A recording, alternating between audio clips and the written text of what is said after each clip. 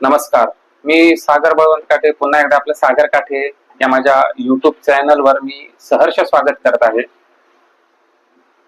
एक छोटीशी गोष्ट घेऊन आलेलो आहे. तुम्हाला समजा आवडली तर मला जरूर कळवा. एक कुंभार असतो. तो कुंभार मातीपासून नेहमी चिलीम बनवतो.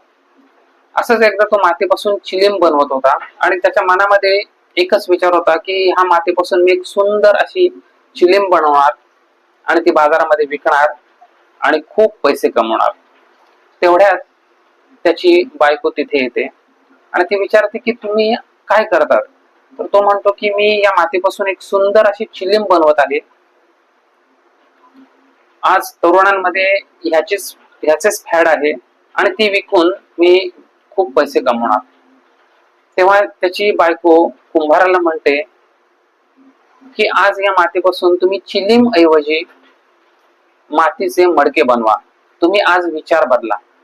तेव्हा कुंभार म्हणतो की ठीक आहे, मी आज माझा विचार बदलतो. मी आज या मातीपासून चिलीम ऐवजी सुंदर मडके बनवतो. आणि असा विचार करून कुंभार त्या मातीला मडक्याचा आकार द्यायला सुरुवात करतो. आपल्याला वेगळा आकार दिला जातो हे मातीला कळतं तेव्हा माती लगेच कुंभाराला विचारते की हे कुंभार दादा काय करतोस तू, आज मला वेगळा आकार देतोयस. तेव्हा कुंभार म्हणतो की मी आज तुला मातीचे सुंदर मडके बनवणार आहे. मी माझा विचार बदललेला आहे. मी आज चिलीम ऐवजी मातीचे सुंदर मडके बनवणार आहे. तेव्हा चिलीम माती खूप आनंदित होते आणि म्हणते की आज तुझे विचार बदललेत, परंतु तुम्ही माझे आज संपूर्ण जीवनच बदलून टाकलेस.